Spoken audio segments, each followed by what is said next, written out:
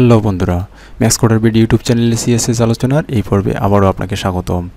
মূলত আজকে আমরা খুব ছোট্ট একটা ভিডিওর মধ্যে দেখে নেব যে এখানে যেহেতু আমরা যখন ইমেজ নিয়ে কাজ করছি তখন এটার আমরা প্রপার্টি নিয়ে কথা বলছিলাম। আমার পূর্বের ক্লাসে যদি ক্লাসগুলো দেখে না থাকেন তাহলে ডিসক্রিপশনে লিঙ্ক দেওয়া আছে, সেখান থেকে দেখে নেবেন যে একটা ইমেজের কিভাবে আমরা ব্যাকগ্রাউন্ড অরিজিন মূলত প্রপার্টিটার তিনটাই ভ্যালু ইউজ করছিলাম। সেটা হচ্ছে প্যাডিং বক্স, বর্ডার বক্স আর কন্টেন্ট বক্স নিয়ে।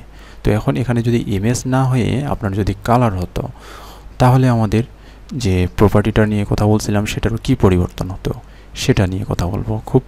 খুবই ছোট্ট ভিডিও নিয়ে কথা বলবো শর্ট করে। তো চলুন শুরু করি। তো সিএসএস ফাইলের ভিতরে আমি কি করব, এখানে বলছিল যে ব্যাকগ্রাউন্ড ইমেজ থাকবে না, সেক্ষেত্রে আমার ইমেজ প্রপার্টিটি এখানে প্রয়োজন নেই। আর যেহেতু আমার ইমেজ প্রপার্টিটি এখান থেকে আমি ডিলিট করে দিচ্ছি সেহেতু রিপিট বা কভার এই দুটোরও প্রয়োজন নেই, তাই না? শুধু এখানে ব্যাকগ্রাউন্ডে আমি কালার দিয়ে দেবো। এখন CKGROUND ব্যাকগ্রাউন্ডের জন্য ব্যাকগ্রাউন্ড কালার লেখা লাগবে না, এখানে আমি দিয়ে নিলাম ইয়েলো,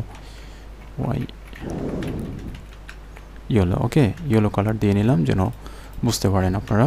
লক্ষ্য করুন, এই যে এটা ছিল আমার মূলত কালার দিলে কি হবে। তো এখানে কন্টেন্ট বক্স ছিল, আমি গত পর্বে দেখিয়েছি কন্টেন্ট বক্স মূলত।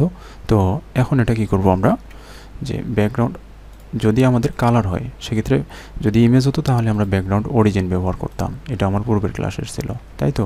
তো আমি এখন ব্যাকগ্রাউন্ড অরিজিন তুলে দিচ্ছি। মূলত যদি আমাদের কালার হয়, কালারটা যদি আমি চাই যে আমার কোন অংশ থেকে শুরু হবে, এখানে কিন্তু যে আমাদের বর্ডারটি রয়েছে এই বর্ডারের সাথেই শুরু হয়েছে, অর্থাৎ বর্ডার বক্স যেটাকে বলা যায়। তো বর্ডার বক্স থেকে আমাদের শুরু হয়েছে। যদি আমাদের প্যাডিং বক্স থেকে শুরু করার প্রয়োজন হতো তাহলে আমাদের কি লাগতো। তো মূলত যখন কালার থাকবে তখন আমাদের যে ইটি করতে হবে, যে প্রপার্টিটি ব্যবহার করতে হবে সেটা হচ্ছে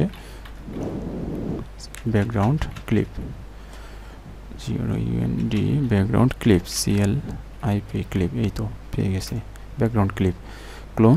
দেন এখানে আমাদের দিতে হবে যে আমাদের যে ব্যাকগ্রাউন্ড অরিজিনের যে প্রপার্টি ছিল সেই প্রপার্টিগুলোই এখানে ইউজ হবে।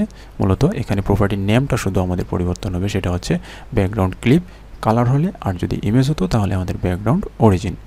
আশা করি বুঝতে পারছেন। যদি আমাদের ক্লিপ, এখন কিন্তু আমাদের কি আছে যে বর্ডার বক্স আছে। তো বর্ডার বক্স এবং প্যাডিং বক্সের মধ্যে পার্থক্য কি সেটা আমি পূর্বের ভিডিওতেই দেখিয়েছি। তো আবারও বলতেছি, যদি দেখে না থাকেন তাহলে ডিসক্রিপশনে লিঙ্ক দেওয়া আছে, সেখান থেকে অবশ্যই দেখে আসেন। তো বর্ডার বক্স এবং প্যাডিং বক্সের মধ্যে পার্থক্যটা বুঝতে পারবেন। তো এখানে অটোমেটিকলি কি আছে, বর্ডার বক্স আছে। আমি যদি এখন প্যাডিং বক্স চাই তাহলে ব্যাকগ্রাউন্ড ক্লিপ দিয়ে আমি দিব প্যাডিং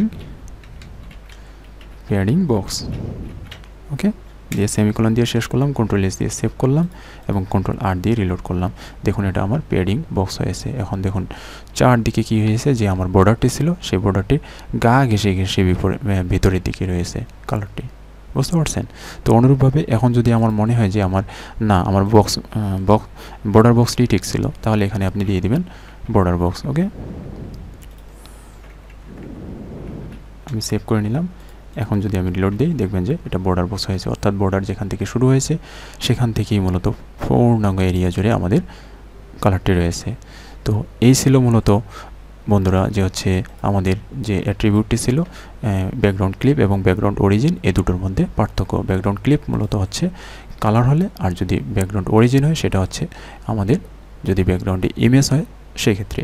আর প্রপার্টি যে তিনটি ছিল মূলত তিনটি, এখানে বর্ডার বক্সের পরিবর্তে এখানেও আমরা কন্টেন্ট বক্স ইউজ করতে পারতাম। সেক্ষেত্রে আমাদের এখানে যদি আমাদের এই বক্সটার ভিতরে যদি কন্টেন্ট থাকতো তাহলে সেক্ষেত্রে কন্টেন্ট যেখান থেকে শুরু হয়েছে সেখান থেকে আমাদের মূলত কালারটি থাকতো। তো আশা করছি বুঝতে পারছেন বন্ধুরা।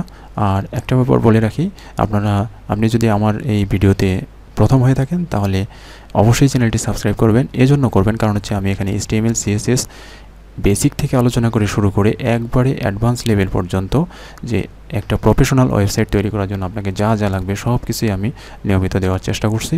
তো আমার সাথে থাকার জন্য অবশ্যই আপনাকে সাবস্ক্রাইব করতে এবং বেল আইকনটি বাজিয়ে দিতে হবে।